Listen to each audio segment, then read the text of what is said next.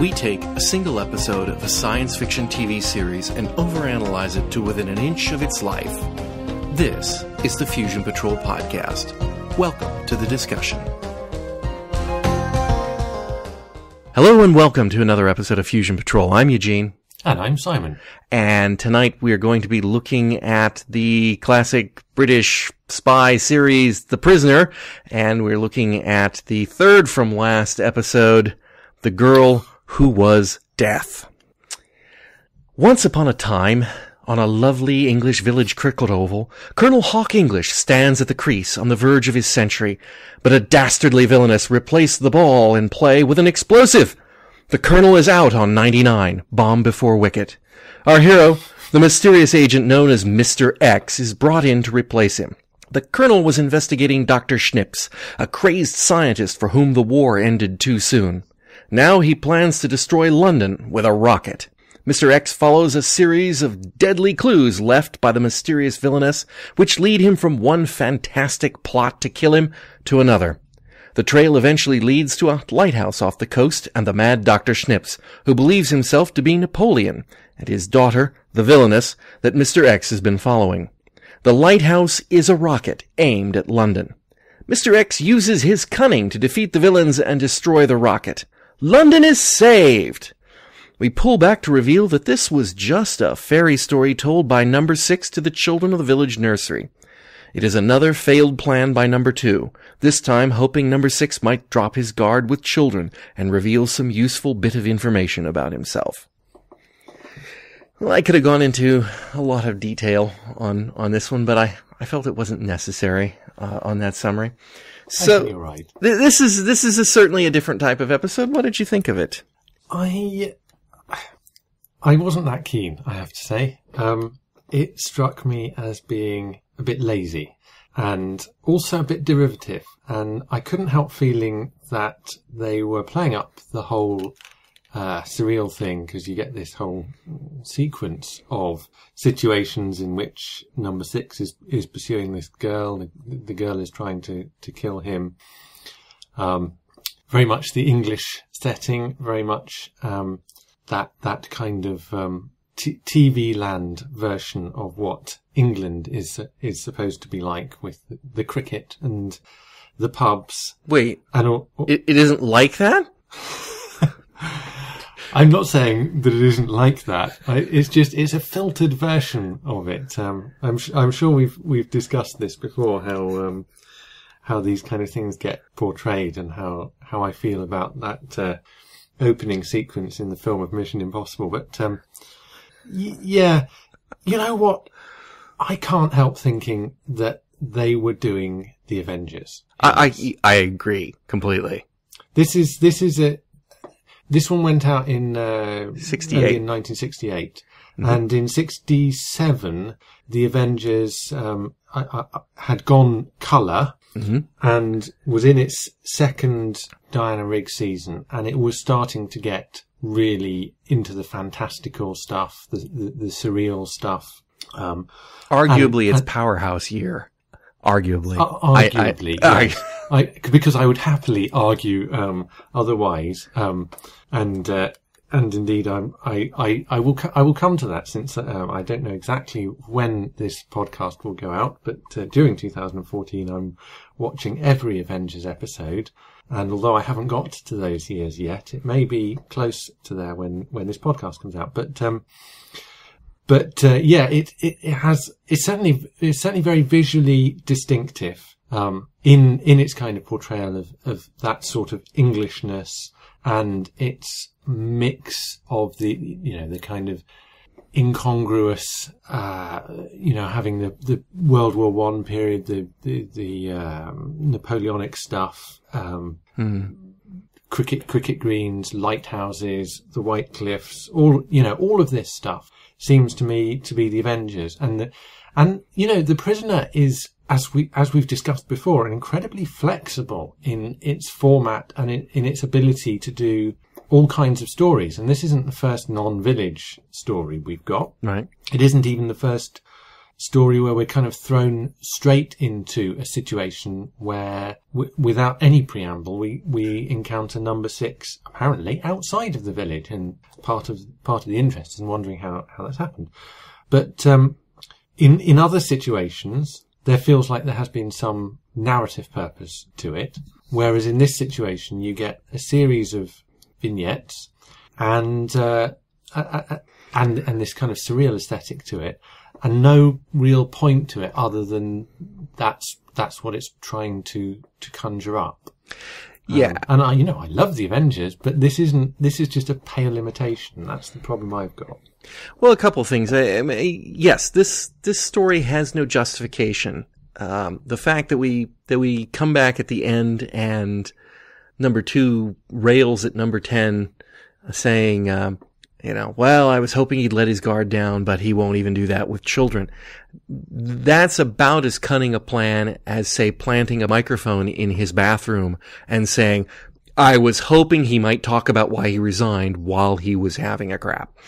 It's just not very well thought out in my mind. It's just like, it's an excuse to shoot the story. Comparison, yes.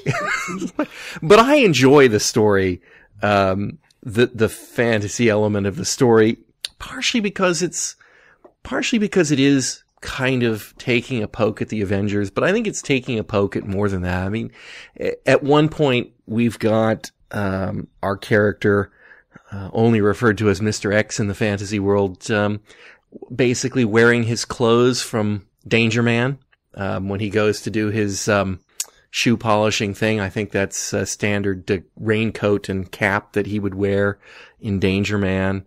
And of course he goes through several other, very English, stereotypical English disguises, the mutton chops, the Sherlock Holmes, okay, well, just to pick up on the shoe shining thing, mm-hmm. is that a thing in Danger Man that you make contact using some ridiculously over elaborate cover? I think it is a trope of many spy shows, including, remember, this is going to be out after Thunderball, also yes, out after, maybe after years. You Only Live Twice? Yes, it would be, yeah. No, You Only Live Twice is, yes, You Only Live 67. Wouldn't it be 67? Thunderball would be 65. You Only Live Twice, 67. Yes, On Her Majesty, yes, 69. Right. So yeah. So we've reached the point where you've got the code words and the fancy gadgets. I mean, he even openly mocks the shoe brush phone or the shoebox phone when Potter pulls it out. Potter, who we've seen before, in the village, haven't we? I mean, certainly we've seen that actor. Potter was Christopher Benjamin, yeah. yes? Yeah. So we've seen him before. I didn't make that connection. I just thought, hey, there's Christopher Benjamin again. He obviously got a lot of prisoner gigs, but yes, I suppose he could well be the same. I think character. Potter was his name. Okay, yeah, I think it was. Didn't make that connection. But and the Colonel, we're always dealing with the Colonel on the outside. He's always some superior. I mean, in this case, he's not his boss, but again, they show the guy's name as Colonel Hawke-Englishe, but spelled ridiculously. If you notice that. You know how Hawk gets spelled with an E when people put it in British English? I've never seen English spelled with an E at the end. But that was written, but they call him the Colonel on several occasions. So that could be number 6, letting his guard down a little bit. So I think they were just taking a poke at the whole, I think they were taking a poke at the whole genre, but they were kind of doing it in the bright colored English world of the Avengers. I do think that's dead on, but I mean, even walking into the record shop and, adjusting your tie so the guy gives you the record, but then the record sounds like a two-way device because the guy on the record responds to what Mr. X says in reply at one point. It is. But isn't that because the booth is just a cover for maybe talking over radio? I think maybe. I'm not sure whether it's meant to be that or whether it's meant to be, we're just having fun with you. It's like the record is. I mean, it did leave me with a question at the start where obviously number 6 takes the place of the Colonel during the cricket match. And it's not clear to me whether it's the same cricket match, because the Colonel suffers his fate when he's one short of his century, as he says in his synopsis. Well, when we pick it up with number 6 in play, he's scored 99 runs at that point as well. And he's in disguise to look like him. Yeah. So maybe he is. But that feels like a kind of ill thought out, rather convenient narrative. It's been done for the kind of storytelling symmetry of it, rather than for the credibility of it, which is negligible. And when you come to the reveal, of course, it's a fairy tale, and in a way you can justify that. But at the time, it left me wondering. It never occurred to me that was the same cricket match. I mean, even though it's the same bowler, and he is disguised at him, and he's on 99. Somehow I just assumed every time I've ever watched it that this is, if not a different cricket match, it's a different century. That our hero has also scored 99 and is ready to go.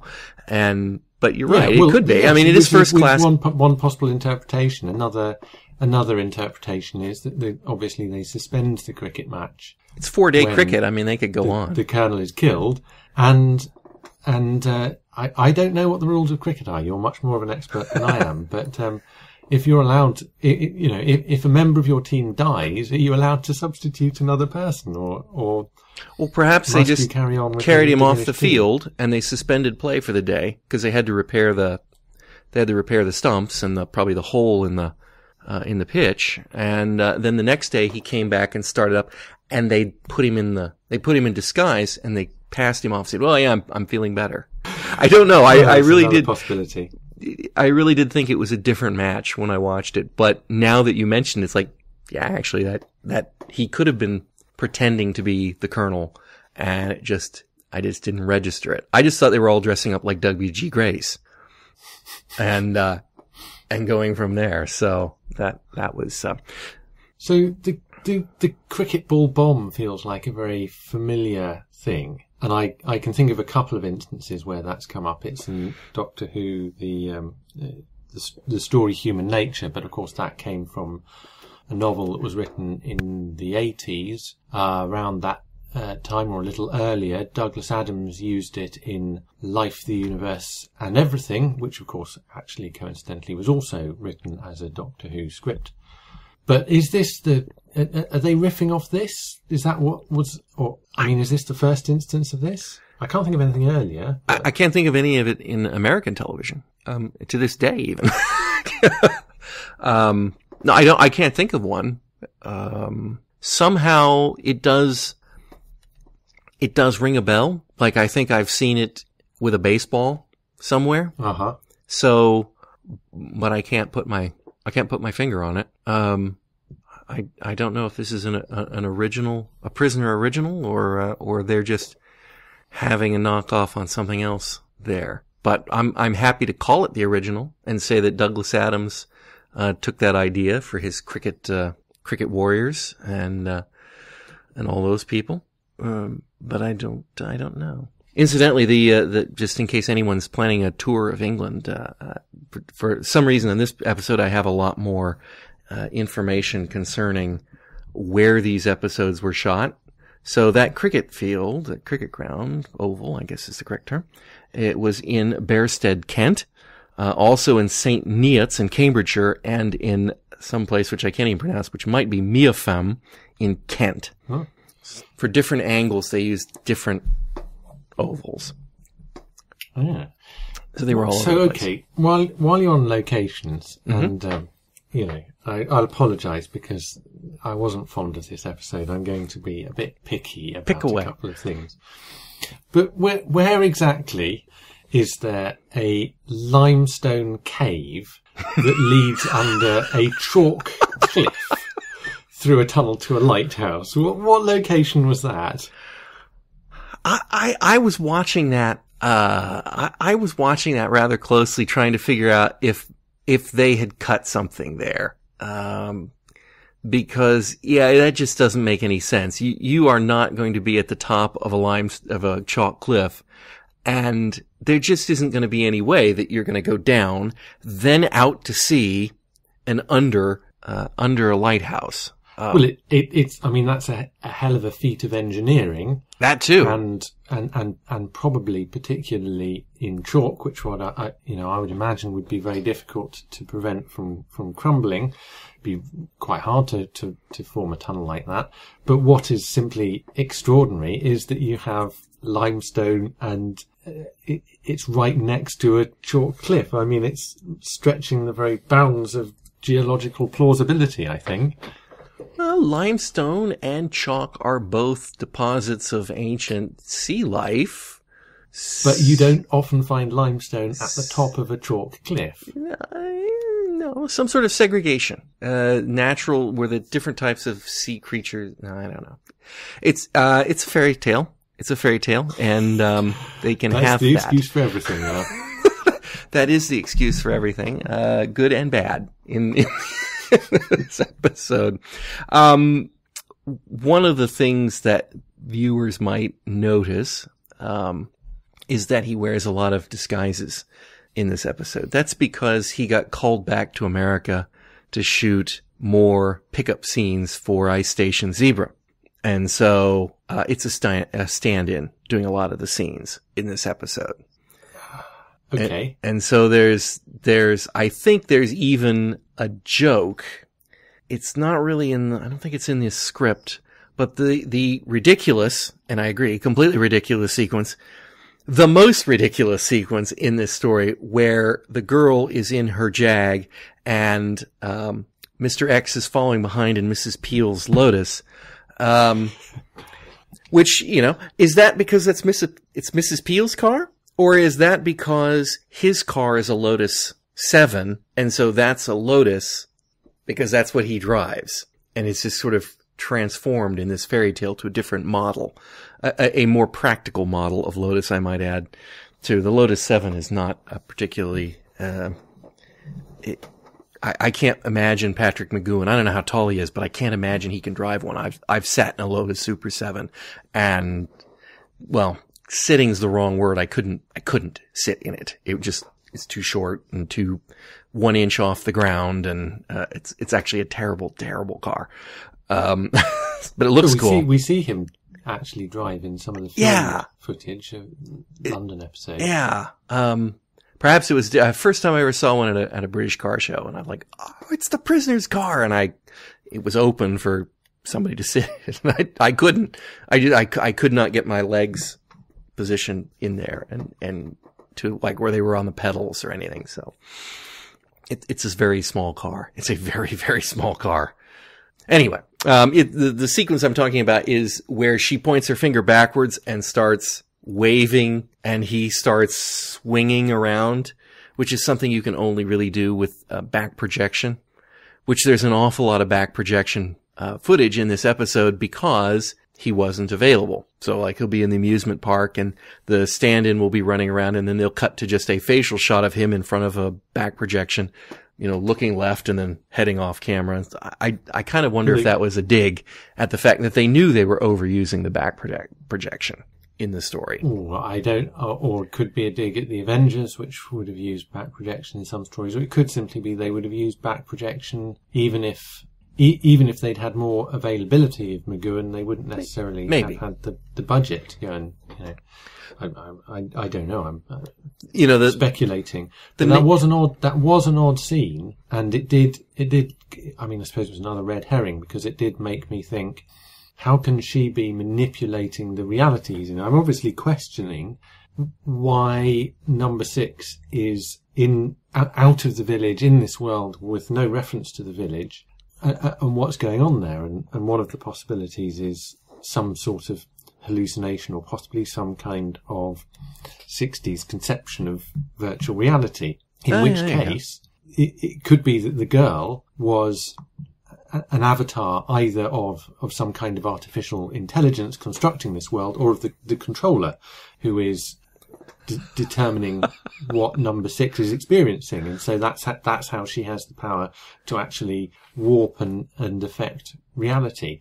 As it is, even the kind of standard excuse that is now going to let everything in this episode off the hook, that it's all part of a fairy story, doesn't seem to quite work, because what does that add to the fairy story? Yeah, it's just we could argue that maybe number 6 is indeed totally aware that this is a ploy to get him to reveal stuff to the kids, and so he's just spinning a yarn that it's kind of a sort of a finger to number 2 and number 10 who are watching him. And so yes, it could be number 6 isn't a very good storyteller. It could be that too. It's for the kids. I feel the kids, the village kids. Yes. What? Which have never, ever appeared in the past. And that has huge implications if there are the kids in the... I suppose.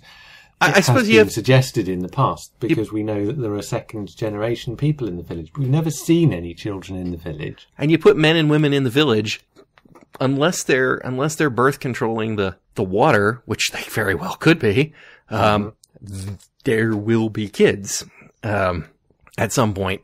So, that's an odd one for them to show. So but too soon. It would have been an interesting thing to explore Season 2.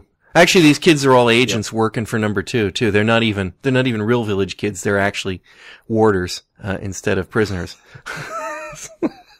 Just really good actors compared to the rest of them. So in production order, this episode came immediately after Living in Harmony, which is a very, I don't want to say similar exactly, but at least had a little bit more plausible excuse for having him outside the village at the end. And I wasn't that keen on the excuse. I just thought that Living in Harmony was a much more decent story. It's not the fact that in this one he's out of the village, because Many Happy Returns is a fantastic story. Living in Harmony is another great one. It can make for a really interesting episode. It's just what they do with it. Yeah. In regard to the fantasy aspect of the sky and the earth spinning around with her finger, it is a little evocative of A, B, and C when he's in his drug-induced dream. And I think that's probably my thought when I first watched this episode, that it was something like that. Yeah, that's pretty close to the idea of, A, B, and C. That was essentially a kind of virtual reality. Feeding the dreams using technology was a way of constructing an environment and controlling it, but an unreal environment that he could be fully immersed in. Yeah, a couple of things. The kid from Living in Harmony was the voice of his chief on the gramophone. Oh. And was also the photographer. Well, we wouldn't be that familiar with his voice, of course. No. Yeah. And he was also the photographer who was taking pictures of the model in the amusement park. Okay. So he seems to be quite popular these days with the production crew. Or he was just someone else who can work with McGowan for maybe that's it. It's like, I like that guy. Keep him. He gets along with me. I thought it was interesting that, this is Moonraker. He's telling Moonraker. Yes. Just substitute Napoleonic Wars instead of World War II. Yes. No, it's straight from at least the original book, Moonraker, isn't it? Yeah. Which obviously would have been around at that point. Yep. Moonraker's like 55, 56, the original book. Well, and the thing is, they say at the beginning that Schnips is a doctor who felt the war ended too soon, which in the context of the audience would be World War II. Mm-hmm. And yet, as we go through, we see that his daughter, who we don't know is his daughter, but, has a penchant for, kind of World War I stuff. Not entirely, but some earlier weaponry. And then when we get to see him, he's not doing the World War II thing. He's doing the Napoleonic War thing, which is surreal. the original script, it was Hitler. He was dressed as Hitler. All his men were dressed as Hitler. Everyone was dressed as Hitler. And they changed that at some point and made it Napoleon. I don't know why. I can imagine why. Well, all right, maybe that's maybe there's a sensitivity thing or something in the 60s. I don't know, but I kind of like it better as Napoleon because it is weirder. It fits with the story is dragging you a little further from reality as you go. Not saying it starts with reality, but it just gets a little weirder along the way. I guess we should talk a little bit about some of his daring do. I thought his intestinal fortitude in the pub scene was I do love that scene. I like the one thing that I don't like is that if you've been given a pint and you're drinking it and words start to appear at the bottom as you're drinking, I don't think I would finish the drink to see what the rest of it says. I don't know. I probably want to finish the drink even if the words weren't at the bottom of the glass. In fact, under most circumstances, I just happily finish the drink. Yeah, I don't know. The words themselves, you have just been poisoned. Mm-hmm. And so I'm gonna put that down in my submission of evidence that this was plagiarism again, because one of the 1967 episodes of The Avengers is called "You Have Just Been Murdered." Yes. Yeah, I remember that one quite well. Again, picking up tropes from other shows and reusing them. Also in Village font, I might add, on the bottom of his glass.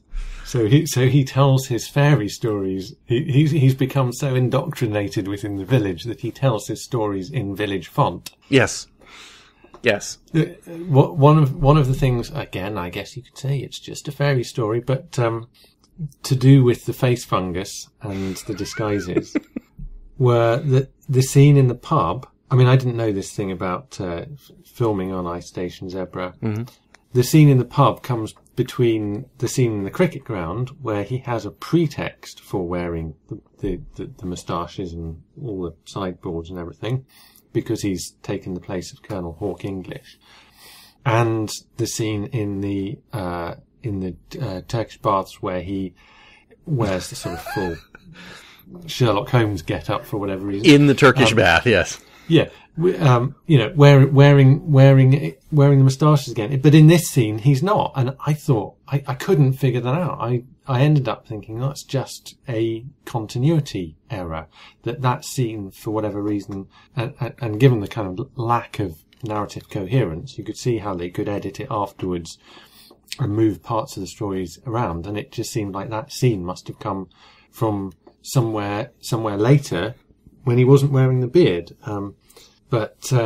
Yeah, I guess you're just going to have to say it's a fairy story. At least it didn't change in the middle of the scene. I think that's your key. I think from one to the next, as long as it's not. There's your very definition of glass half full. Yes, it is. Yes, it is. And of course, could there be? Well, let's face it. We don't have a pub culture per se in this country, although that's a bit, it's been a bit adopted over the years to some degree, but we don't have that, by and large.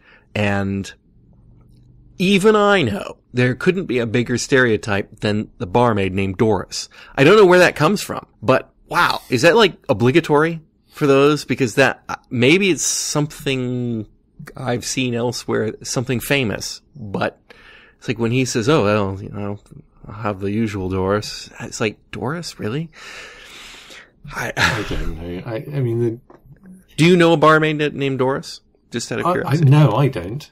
I'm afraid to say. You could argue this again. It's pure laziness because you want a barmaidy kind of name, so you're just going to pick that. Or it could be that you say it's a fairy tale, so you should be everything should be some kind of archetype by the numbers. I don't know. I do think in a fairy tale, getting so drunk that you vomit is it's an interesting thing to be talking to children about. Yes. Maybe in 1968, that was probably a little more, they probably were heavy drinkers themselves. And smokers, I'm sure. Did you think that was the best way to... Was that the best course of action in the circumstances? Obviously, you want to... It's an amusing course of action. It's quite an amusing course of action, but what else might you have had behind the bar? There'd have been, if not some baking soda or something, there would have at least been salt or something. I don't know. You're going to give yourself, I would have thought, the amount he drank, possibly quite severe alcohol poisoning. So you're going to. And is it the virtue that he had all the different kinds, or is it the quantity? I'm not a big drinker myself, so I'm not too familiar with the effects of having like 8 different kinds of alcohol as opposed to having 8 measures of whiskey. The different kinds of alcohol are going to make him more ill, which is obviously his aim. And it's possible that I'm more of a lightweight than Patrick McGoohan. In fact, I think it's more than possible. He's Irish, but nevertheless, that would seem like enough to make me quite unwell, even if that many units of alcohol had all come from the same kind of drink. Anyway, it's an amusing scene. I particularly like how he lines the empty glasses up at the end too, just to sort of an OCD kind of thing as he goes. It feels so measured and precise. In fact, it does feel like that. It feels like he's ordering to me, it feels like he orders those drinks in a particular order. It's like, well, if I have this followed by that and then this, it's almost like he's making a recipe and then it's like, okay, that'll do the trick. Which it kind of fits with our view of number 6. It's a very controlled and precise man, so does that. Let's see, of course we have the amusement park, which is, I will admit, basically a waste of time. More so perhaps than some of the other getting from point A to point B. A lot of him walking around and just not really advancing the death threat plots. When he gets to the town of Witchwood, which was sadly a backlot at the MGM studios, where in fact both the original Casino Royale was shot, some of it, and Quatermass in the Pit. But it was unclear to me whether that's the movie Quatermass. It must be the movie Quatermass in the Pit. Presumably, yeah. So yeah. The butcher, the baker, the candlestick maker, the first names of the characters, and I don't remember what they are off the top. It's like Dan Doe and Brandon Bull and Lou. I can't remember what the candlestick maker was. Len or Lou or something. But those are actually names of people on the production crew. Not the last names, but the first names.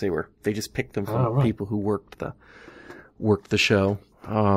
Again, there were lots of little in-jokes that they tossed into this because they were having fun, basically. I think they were just killing time and having a little bit of fun when they were making the episode. I did enjoy his secret agent daring do to get out of these various traps, the explosive candles, the gas, the rising electric spikes. That's all so very, I'm just making fun of spy genre.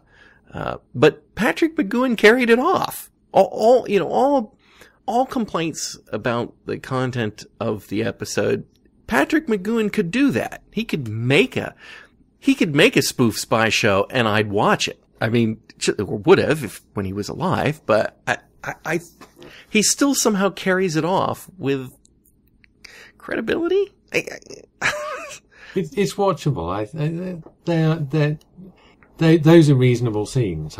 You put him in a TV show with Diana Rigg. Put anyone in a TV show with Diana Rigg. Anyway, let's see. What else have we got in this episode? It's not really a lot. I also like the fact that he just kills all the bad guys by making them kill themselves.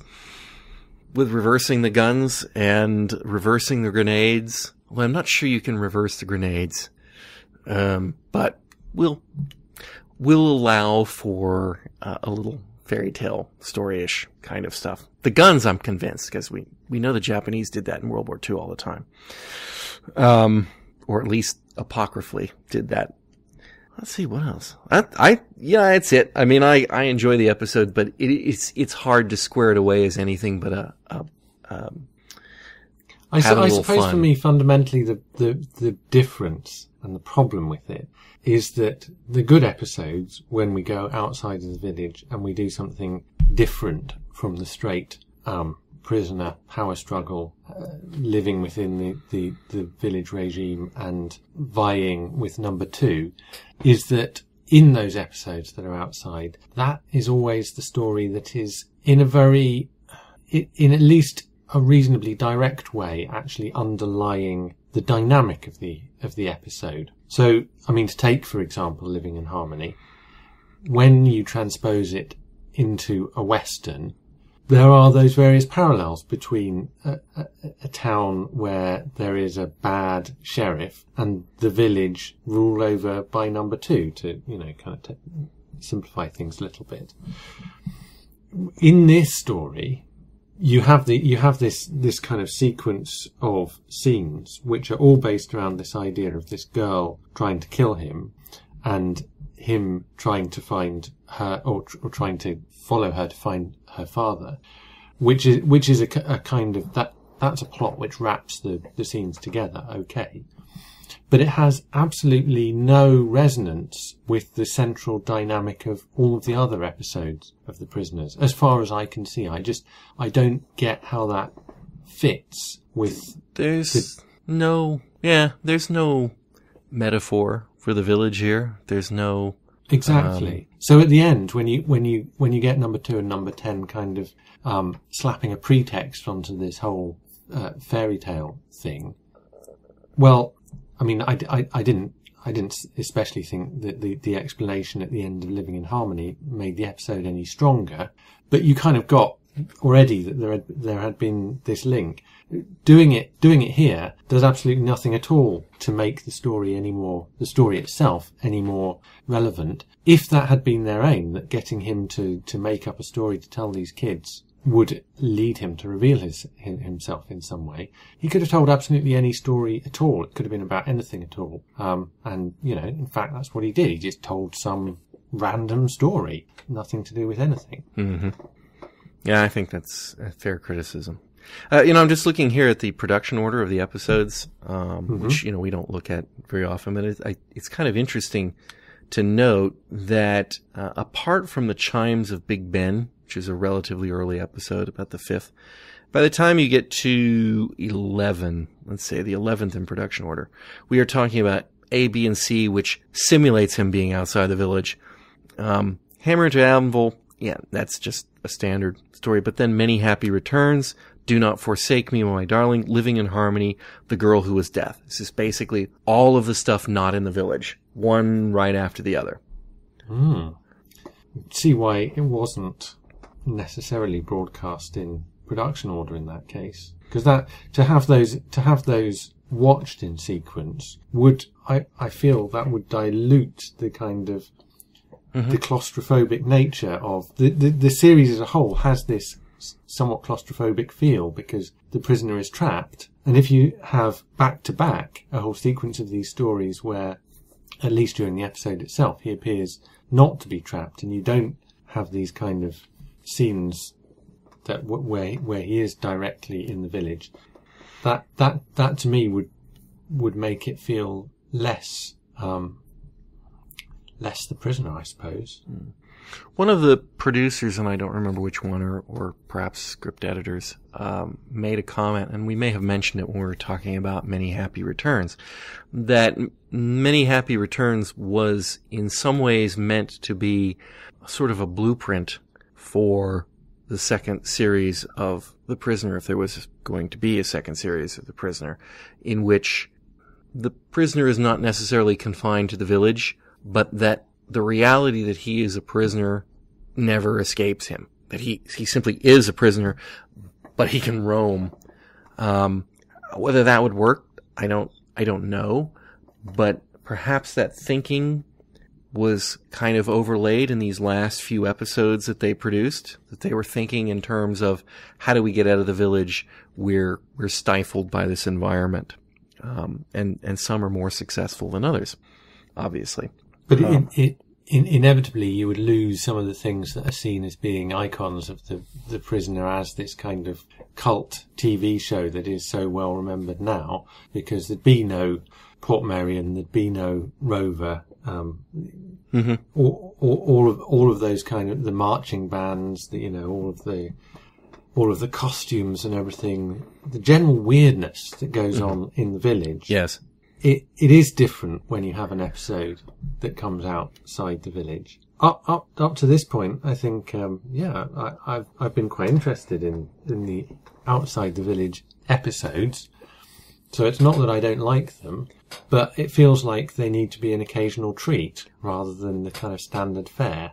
I wonder if the prisoner would have been, if the show had ended right here, and we'll talk about it more when we get there, but, and this is not spoilery, but, would the show have gone on to be the cult classic it is without the conclusion you haven't seen? That's not spoilery. You're asking the wrong person. Yeah. I'm putting that question here now before when we get to that discussion, when we reach Fallout in a couple of episodes. But I want to put that in your mind now.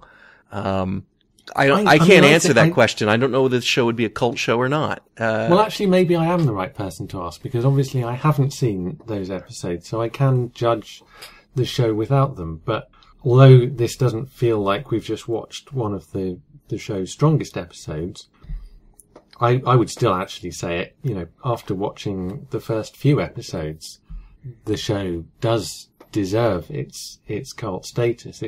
It's really quite, even now, it's quite unusual, quite daring, quite sort of, singular in its vision. And so, in a way, whatever happens in the next two episodes that I am looking forward to watching, it's already made it. We'll see if you change your mind.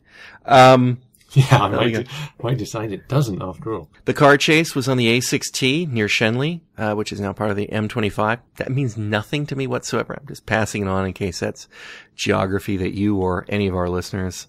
well, yes. I mean, the M25 has a place close to every British person's heart. The problem with... And I'm sure this is true for you in our interstate systems. I hear about the M25 and you hear about, I'm not even going to pretend like which ones I can remember, but you hear them all the time. But because they have no geography associated with them, it's a road. It's a highway of some kind. You occasionally hear somebody, I'm stuck on the M1 surrounding London or something like that. I think it's the M1. But by and large, I don't know which are the famous M's and which are the unfamous ones. Well, I mean, so they mean different things to different people. The M25 is particularly special because it's a relatively recent motorway. It's a ring road. It's an orbital road that goes all the way around London in a big circle. Oh, there we go. That's the one that goes built as the country's biggest ring road, and it quickly turned into the country's biggest car park. That's what you hear, yeah. That's why people like. I mean, it's not to say that other roads aren't. They don't have they all have their problems. Living in Cardiff, you're well aware of the tunnels on the M4 outside Newport and all the problems they caused. But I wouldn't expect someone in Manchester to care about that or whatever. But almost any other road, you do at least feel you're going from A to B. Whereas you could drive around the M25 all day. And just be in a circle. And you would probably move about 5 yards. You guys should invest in, I don't know, public transport or something. More trains. Idea. High-speed rail. That's what you need. High-speed rail. The character of Marshall O'Rourke of the of the Napoleonic crew was actually called Marshal O'Toole. And that was made by the actor who was playing Professor Ships. Named him that. Apparently he got to name him. I don't know. In honor of his very good friend Peter O'Toole. Ah, the late Peter O'Toole. And died only, not very long ago, yeah. Recording only 2 months ago, yeah. And Patrick McGoohan had him redub it afterwards because he didn't like the name for some reason.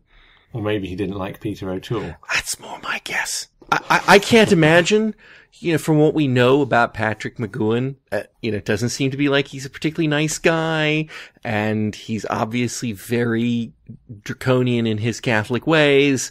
I can see how he might not get along with Peter O'Toole or see eye to eye with the man. Yeah. They both would have liked their drink, so that seems likely. The dials on the rocket were actually taken right off of Captain Scarlet and the Mysterians. So in our earlier discussion about they had a Thunderbirds in and one of them they had one of Captain Scarlet and the Mysterians dials on the. Good Lord. It's like, I know. I mean, who'd have thought? I couldn't tell from the way it's written in the book. That may actually have been stock footage of the dials from Captain Scarlet and the Mysterians, or it might have been the dials. Not sure which, but if you're watching Captain Scarlet in the future, keep an eye out for those dials. And here's the one that's just going to amaze you beyond belief. When Terrence Freely, the writer, I think it's Terrence Freely, turned in the script, they said, "Wow, we're going to make this into a 90-minute movie. Can you go back and flesh it out by 50 more minutes?" No, I'm not kidding. Oh, wow. And so what we really needed was more padding. Was 50 more minutes of this episode to make it into 90. And, so would you please go do that? And he apparently did. He wrote a 90-minute version of it. And then Lou Gray just shot it through the heart and said, "No, we're not doing that." And so they didn't make it into a movie version of the story. So, just not everyone thought this was at the low end of the spectrum. But Lou Gray did. Apparently Lou Gray. Well, maybe that's not why he did it. They didn't actually say why he wouldn't do it, but obviously they wanted him to finance it, and he just wouldn't. So, I don't know. He might have just said, "Nah, I'm sick of working him with McGoohan. I don't need another 50 minutes of him." So, anyway, I think that's it. I enjoy it, but it's definitely out of place. I like the music. Did have funky music. Yep. Yeah. So I can hear the music from this episode, like on the soundtrack, and you go, "Oh yeah, that's from The Girl Who Was Death." It's very distinctive. When we come back next time, we'll be talking about the first of the arguably 2-part finale, Once Upon a Time. And we mentioned earlier in the podcast that Simon is doing reviews and watching all of the episodes of The Avengers. I wanted to give a shout out that you can find his stuff at Little Storping. Littlestorping.co.uk. Avengers fans will spot the episode that's a reference from, which comes from the 1967 season we've been discussing. Yeah. So, check those out. He is working his way from the earliest episodes, which Big Finish are filling in some of the missing ones too, aren't they? Because like Doctor Who, a lot of Avengers are. Yes, it's a long-term plan project, but it's been prompted by Big Finish recording the lost scripts from the first season, or at least they will have released 12 of them by next January. So they put 4 out in January, another 4 coming in June, and another 4 next January. Cool. Well, check out his reviews there, littlestorping.co.uk. I hope at some point we'll get the chance to discuss 1 or 2 of the more science fiction-y episodes of the Avengers on the show here. And I'm not sure which ones those are, but at least Mission Highly Improbable. Oh, yes. And Who's Who, the Man-Eater of Surrey Green. There are plenty of them. Yeah. Well, thank you for joining me, Simon. It's a pleasure, as always. And listeners, we hope you'll join us all again next time on Fusion Patrol.